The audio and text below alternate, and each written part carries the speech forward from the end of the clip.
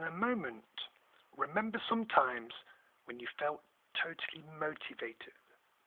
Then create an association between those feelings and the squeeze of your finger and thumb, and repeat it over and over again. Every feeling starts and grows. When you get that good feeling, squeeze your fingers as it reaches its peak. Now, I'd like you to think about something that already motivates you. It may be your favorite sport or pastime, a political cause, a loved one, anything you feel passionate about. If nothing springs to mind immediately, then ask yourself, what could I feel motivated about? If you'd won a lottery jackpot, how motivated would you be to cash the check? Or how motivated would you be to save the life of a loved one? Or if the most attractive person in the world asked you out on a date, how motivated would you be to accept?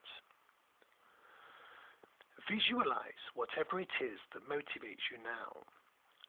See what you see, hear what you hear, and feel what you feel. Notice all the details. Make the colors richer, bolder, and brighter. Make the sounds louder and the feelings stronger. That's right. And as the feelings build to its peak, press your thumb and finger together and anchor that good feeling. And then run through it again. See what you see, hear what you hear, and feel what you feel. And as you feel a burst of a good feeling, squeeze your thumb and finger together and anchor it. That's right. You're creating an association between those good feelings and the squeeze of your fingers. Now here's how to make it even more powerful. When you fire your anchor off, that feeling starts somewhere and spreads outwards. I want you to fire that anchor off and notice where it starts and spreads to. And before it has time to finish, start it again. And again. And start it again. Keep doing this so that that feeling loops around itself and becomes even stronger and stronger. That's right. Great. Now, I'd like you to think of a time in the future when you need some of that motivation. Fire off your anchor. Get that good feeling going, and then think about that time going perfectly the way you want it to. See what you see, hear what you hear, and feel what you feel when you're really motivated in this time in the future. See it going perfectly the way you want it to. Feel that motivation inside. And then think about another time when you'll need some motivation in the future. Squeeze your thumb and finger together. Remember the feeling. That's right. Start that good feeling and then see what you see, hear what you hear, and feel how good you feel. Feel how good you feel. That's right. Practice this exercise for the next few weeks and feel your motivation getting more and more powerful. On your way to success, you'll build tenacity and persistence by seeing the positive potential in every situation. For example, the great inventor Thomas Edison had over 700 failures before he invented the light. What kept him going was his belief that with every way that didn't work, he was closer to finding the one that would. Thomas Watson Sr., one of the founders of IBM, shared the same belief and drive. He said that if you want to double your success rate, you have to be prepared to double your failure rate.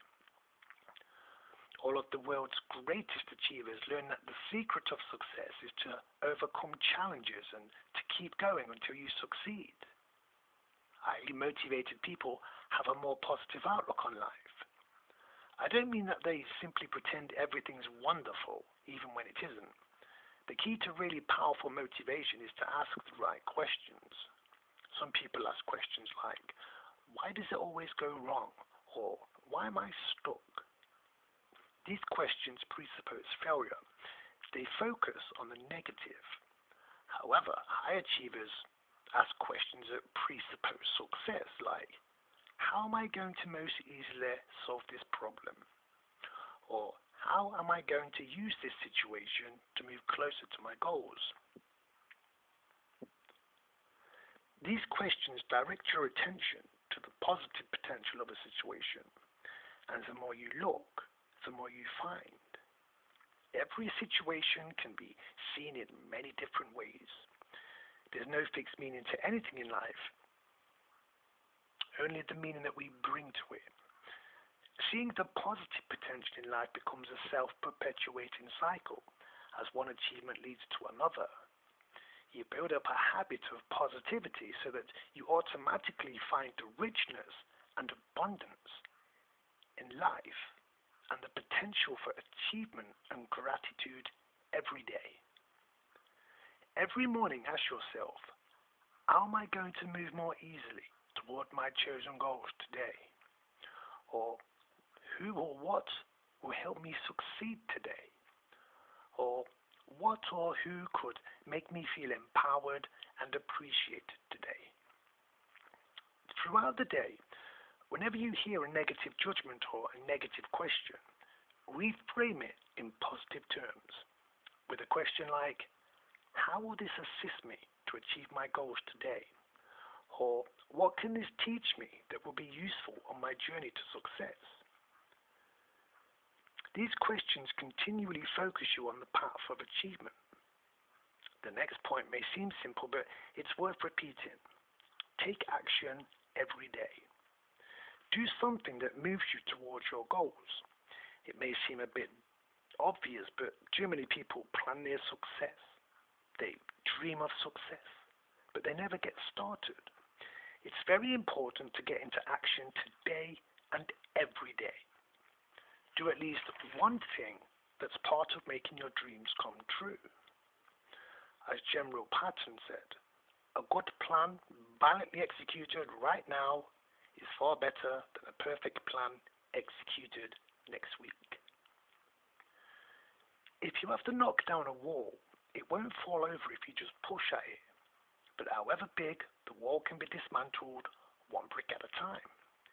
Every goal, however large, can be broken down into smaller goals, just like every journey, however long, starts with a single step.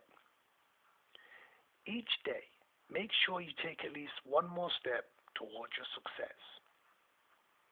There's a strategy that I find very useful when I'm prioritizing my actions for the day.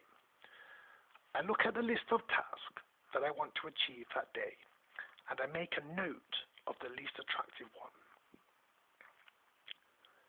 Then I squeeze my thumb and finger together.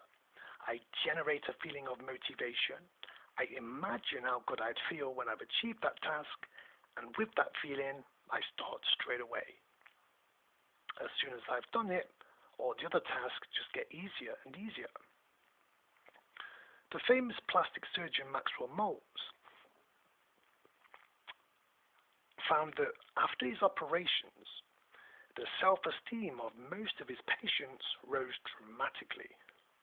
However, for some, it didn't improve at all. Dr. Maltz concluded that they were scarred on the inside, that they saw themselves as unworthy, bad, or hopeless. In other words, they had what he called a bad self-image. So he taught them a simple mind exercise to improve their self-image. The results were amazing. Within a few weeks, they had become happier within themselves, and their self-esteem had risen. A positive self-image creates a natural basis for your motivation. It lets you know you're worthy of success. Visualize yourself totally focused on your goal, determined and powerful, ready to respond to any situation you encounter.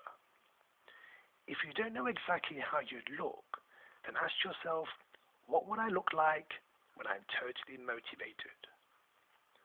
Stop for the moment and notice whether the image is color or black and white, where you're making it, to the left or right, in front of you. Point to it. Now bring that picture closer. Make it brighter. See yourself full of energy, confident, totally motivated. Make that image life-size and imagine stepping into it like putting on a new suit of clothes. See with your own eyes, hear with your own ears, and feel your body filled with power and motivation. That's right. That's great. And as you really vividly imagine this, you're sending directions to your mind and body all the way down to the molecular level that you're motivated.